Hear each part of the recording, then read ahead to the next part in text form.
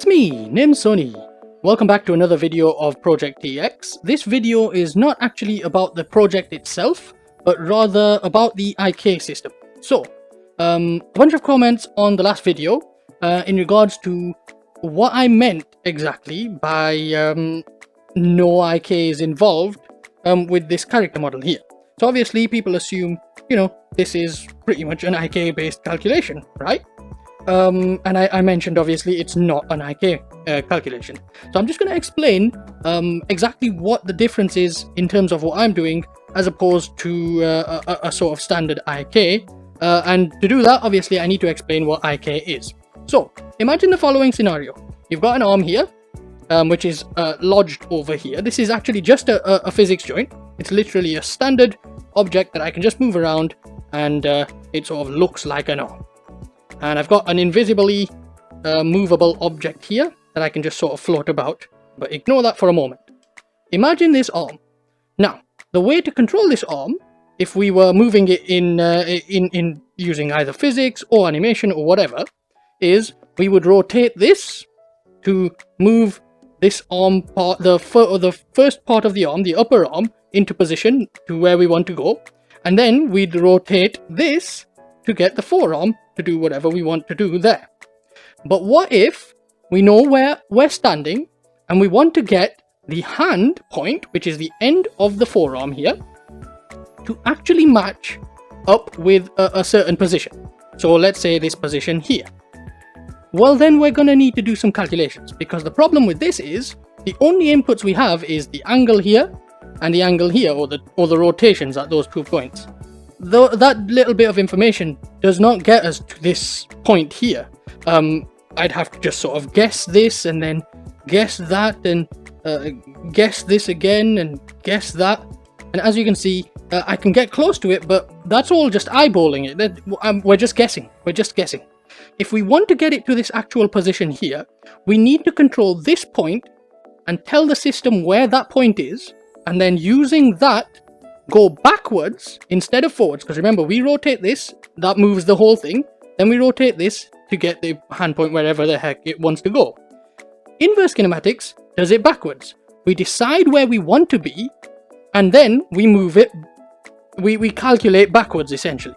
So we've got a kinematic object, something that moves, and then we do the inverse to calculate the angles that we need to rotate the object to. The end result, of course, is this. So we have a point, which is the actual arm point, and then we have a hand point, which decide where the end result is, and of course it can limit itself based on the length of the arm. And then we have a helper. Now the helper simply just rotates that part on the opposite, on the sort of axis pointing inwards, which decides which way to go. Now you'll notice this one is not a physics object, so I'm not able to push it around, right? And that's because this is just purely IK.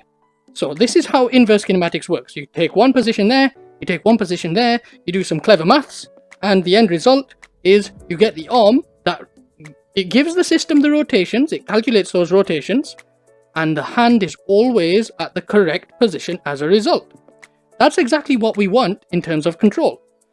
But obviously we have a problem. You see, if we have a physics-based system like I have here, as I've shown in the last video, if you haven't seen it, please do check it out.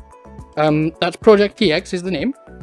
If we have a physics-based system, we now want to decide what happens when a physics object is here. So what you'd expect to happen is either it pushes in, it pushes to the side, or it pushes to the other side. That's what we expect to happen. But how do we calculate that? So I'm going to put my hand here. What you'd imagine to happen, either we have it moving to the side this way, we have it moving to the side that way, or, and this is the worst case, we have the whole thing moving up, which means we're going to have to control these 2 points. We're going to have to do a bunch of calculations. It doesn't really work out very well in terms of how we want to control things in an easy way. Over to this side. Now this side, it may look like the same thing. As you can see, very similar thing happens. I move this, it rotates the central part. I move this, it sort of targets that position. However, the thing with this it's purely physics. There's actually no inverse kinematic calculation going on. So this is very similar to the way I'm doing my arms here, except this is without these sort of phys trackers, so it's a little bit hovery.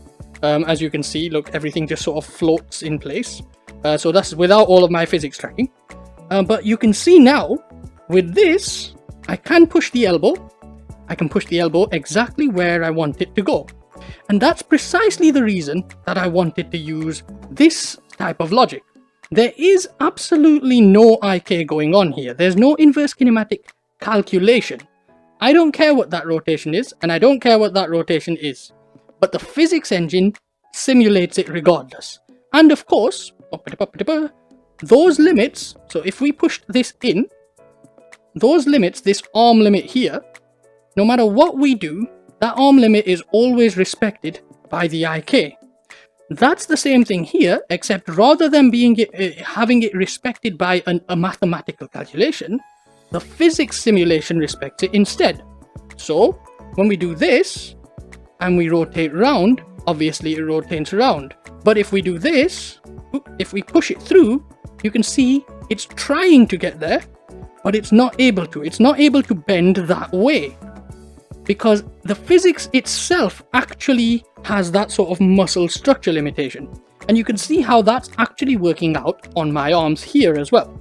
So obviously I can control my elbow just by sort of twisting my hand. A little bit of a clever calculation going on there. It's not that clever. It's a pretty simple one anyway. And you can see now, when my elbow touches the wall, my hand is exactly where I want it to be. So let me do this. And you can see as I rotate my hand, the elbow gets stuck there because of the wall, but my hand is still exactly where my tracking says it should be. And the same thing happens the other way around. Deciding on that through IK is a very difficult task, like I mentioned and showed over there.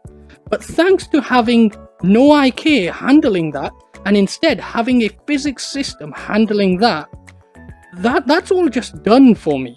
It's the easiest way to handle it, and it sort of gives you this much more natural motion, because everything is accelerating and moving with actual physics. So the actual forces that are being applied to the elbow are being applied to the elbow.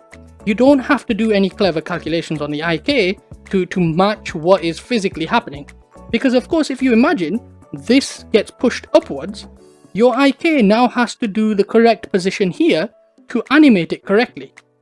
And you start having even more calculations than what I've already shown. It becomes a little bit messy. It becomes very difficult on the development side to even get that to work.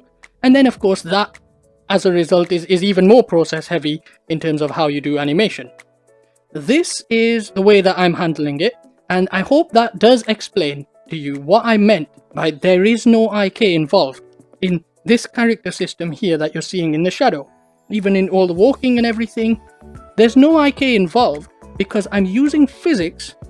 Because the whole character is built off a ragdoll, I've already got those joints. I've already got the muscle limitations, the structure limitations of a bone. Your elbow can't bend backwards. Your upper arm is a certain limit across from the shoulder. It's not able to go in certain ways. So it rotates the elbows and everything accordingly, using the physics simulation rather than faking it with some mathematical IK that I have to figure out. Hopefully that explains it all. That's the end of this video. I just wanted a very short and quick explanation of what's going on. I might give you some explanations of other things just to describe what's going on and why is it better this way, or why is it easier in a certain way, or whatever. Hopefully that explains it anyway. Thanks very much for watching. If there's any other questions, I will answer the questions, of course, in the comments. Alternatively, I might make a video if it's really confusing a lot of people. And I mainly made this one because I did end up accidentally having an argument with someone. It wasn't intentional. I do apologize to you if I did argue with you about anything like this. I wanted to showcase how it works, just so that you could really understand and appreciate what's actually different and why it matters to me as the developer and to the player in the end. Thanks very much for watching, and goodbye.